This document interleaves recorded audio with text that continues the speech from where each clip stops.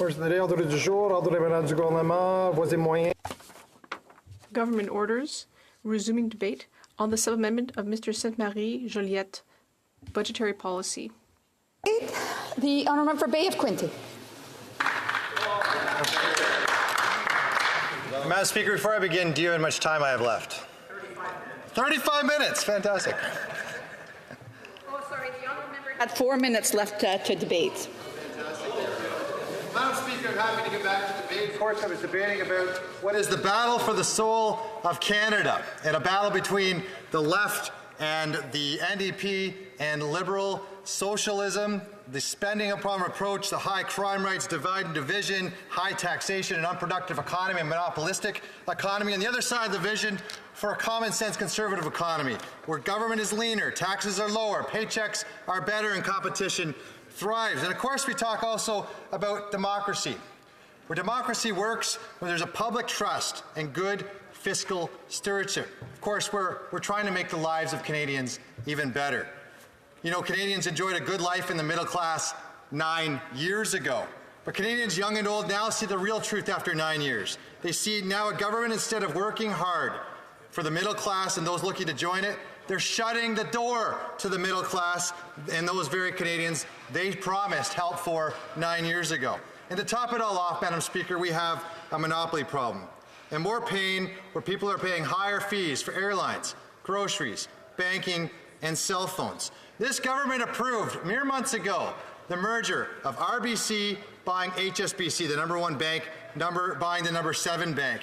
And you can already see the costs of mergers and acquisitions to those Canadians and to all Canadians across Canada. The 5-year variable for HSBC before the merger was 6.4%. And now, after the merger, just today, that variable rate is at 7.2% under RBC, meaning if those mortgage holders had a $500,000 mortgage, which is pretty low for Canada, they're now paying over $333 a month. The monopoly problem means that we have less competition. It means that Canadians are paying higher rates. When we look at open banking as a solution for our problem with banking, we don't get the legislation promised out of this budget. Just like a caterpillar, Madam Speaker, it says coming soon. But the reality is this legislation will bring savings to Canadians. In the UK, it brought $400 per family when open banking was introduced. And yet this legislation is kicked down the road once again, 6 years after this government promised to introduce that legislation. Another one called Real-Time Rail that would bring modern payments, make payments faster between Canadians, has been delayed, deferred, postponed. No new announcements on grocery prices. It says we've done enough with C-59. Of course, Canadians have the highest grocery prices in a whole generation and are buying less food. And we have false statements about having phone bills. The Prime Minister said he have phone bills. Madam Speaker, Canadians are paying more, and specifically more for data, as Canadians consume more data, especially for doorbell cams, as they see increases of auto theft and they have to monitor their cars. Canadians are using data. Companies, of course, are profiting from it. Canadians instead are broke because capitalism without competition isn't capitalism, where prices are freely negotiated. We don't have a competition in this monopoly-centered Canada, and what's worse, the budget aims to tax those who stay.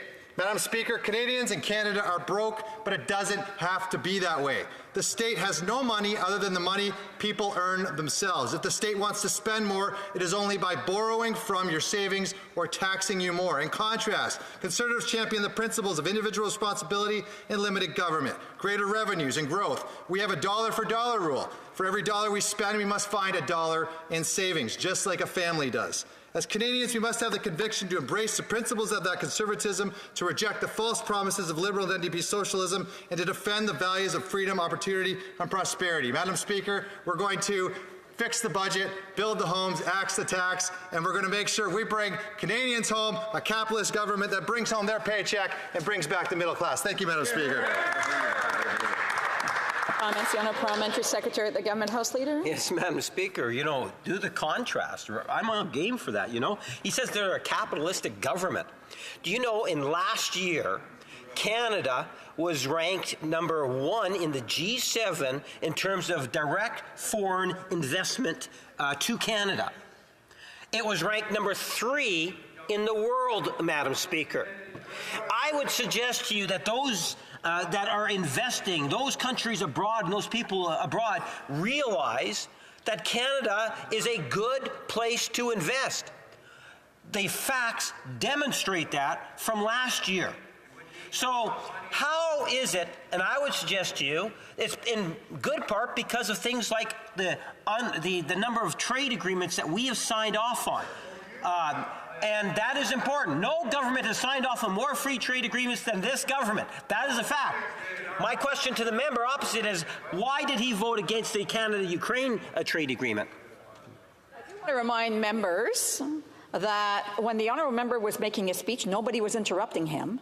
And if those members who are speaking out of turn are trying to answer the question, they should ask to be part of the debate and want to be recognized when I call for resuming debate instead of trying to take part in the debate when they're not supposed to. The honourable member for Bay of Quinte. Madam Speaker, there's a lot of questions there, but when we look at trade agreements, the government just lost a trade agreement with the UK, couldn't get that signed. The EU agreement was signed because of the work done by the previous Conservative government to get that rolling. When we talk about foreign direct investment, of course there's records when the government has spent $50 billion of its own money to create subsidies for those companies to come in. But when we look at growth rates for the OECD, Canada is dead last, with an economy right now is performing 5 times less growth than the U.S. economy, and that growth is buoyed by what? Public spending, which is 5 times any other spending by the private sector. Madam Speaker, it's because of government spending that's driving inflation, high interest rates, but more the higher cost of living, public spending, and it's hurting Canadians. We need to change that. Questions et commentaires, questions and comments. The honourable member for Saanich Gulf Islands. Speaker, and to the honourable colleague, wonder if he'd like to agree that spending $34 billion, billion being 1,000 million,